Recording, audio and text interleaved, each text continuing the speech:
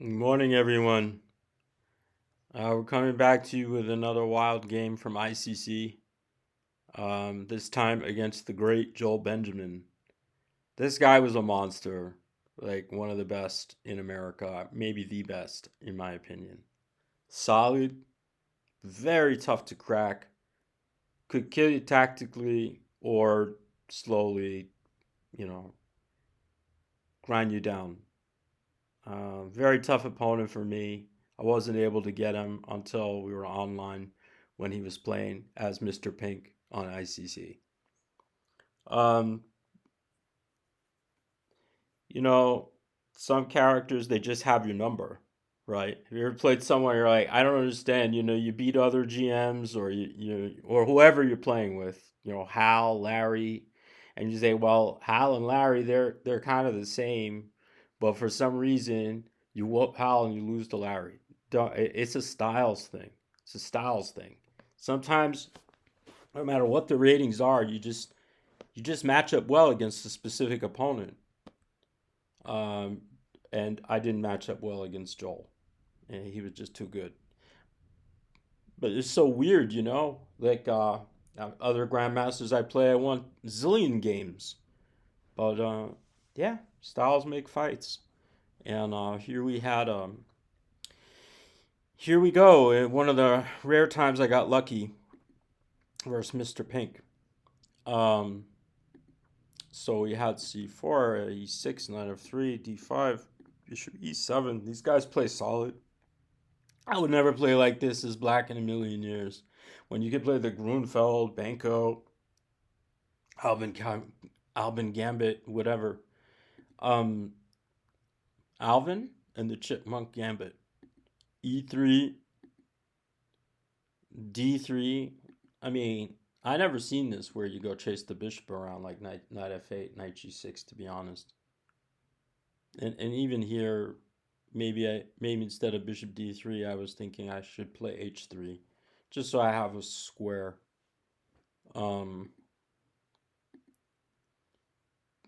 Knight f8 and c5, taking some space. Knight g6. He's playing this all pretty quickly. Bishop g3, castles. You don't have to ask me twice, right? I see a knight on g6 and I'm not castled, I'm going for it. This all makes a lot of sense in my opinion. Again, moving fast, and f5. Okay, the knight on the rim is dim, and these knights are defending the man's king side, so let's get rid of one of them.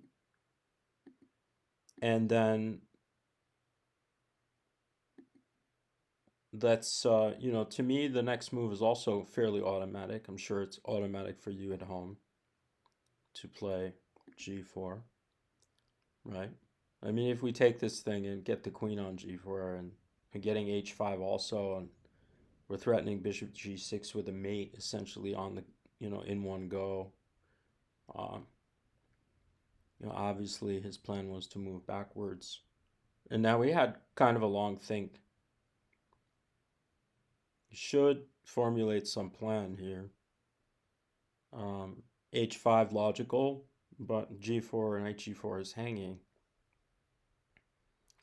So that would attack our dark bishop, but there's more. So h5, knight g4, hg. If he plays knight e5, queen h5 wins on the spot. Knight takes d3 is one check, we move away. You can't defend the h7 square without going rook f7, and then there's pawn takes rook. So that can't be good. So when we take on g6, he has to take back. And then I was thinking rook h8, king f7, rook h7, king e8, and what to do there. And then I had a funny fantasy that the king is caught on the back rank where the bishop e7 is interfering with my swinging route across the 7th of the rook. I said, what if I just play bishop d6, seemingly giving this, he plays bishop d6, and all of a sudden there's queen takes g4. I said, well, there queen takes g4, fg, bishop takes g6, And the king is sort of boxed in. He has to play rook f7. And I had several fantasies, but let's get there.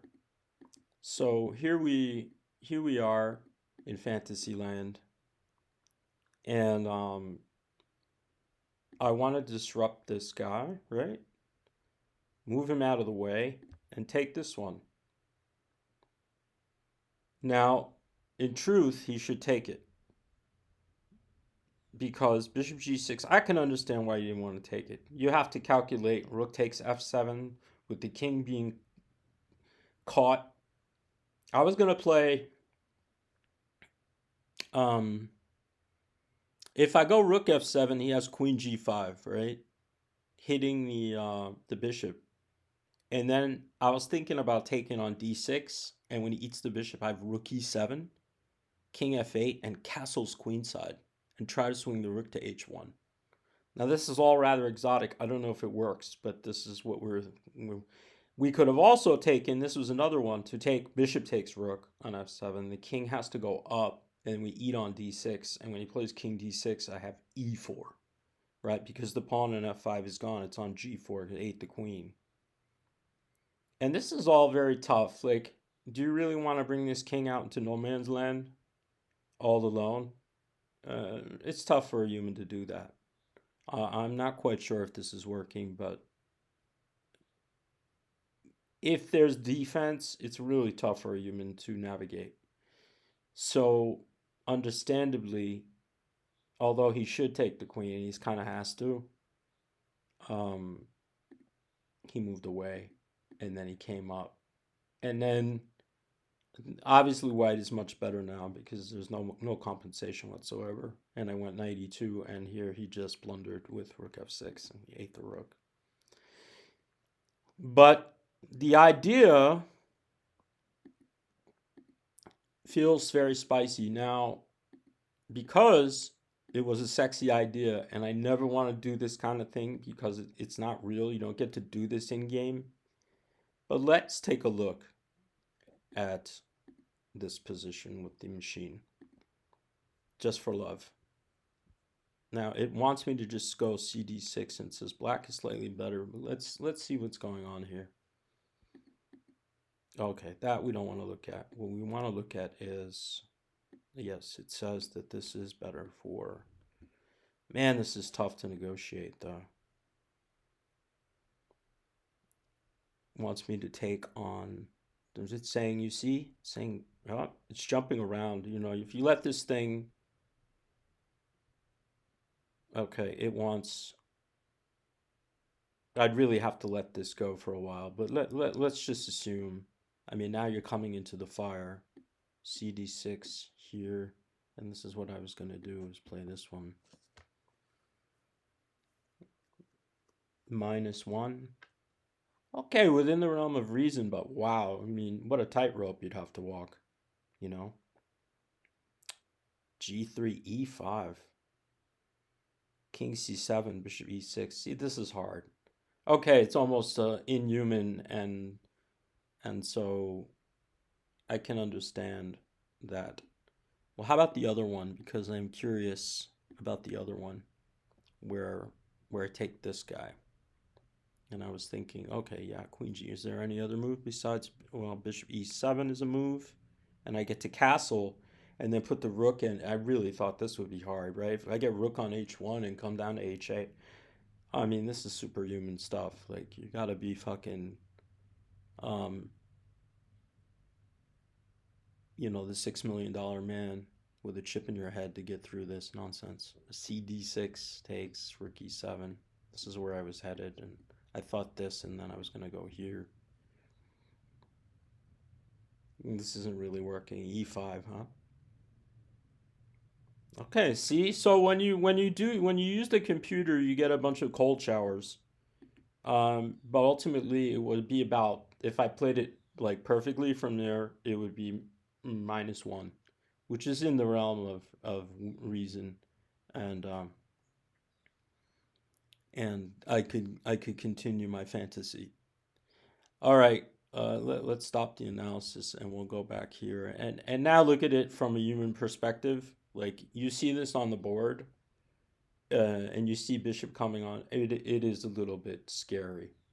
I have another game like that I will share with Ulf Anderson, where I got into a fantasy checkmating pattern, and he believed me and he didn't take it, and then it really was mate.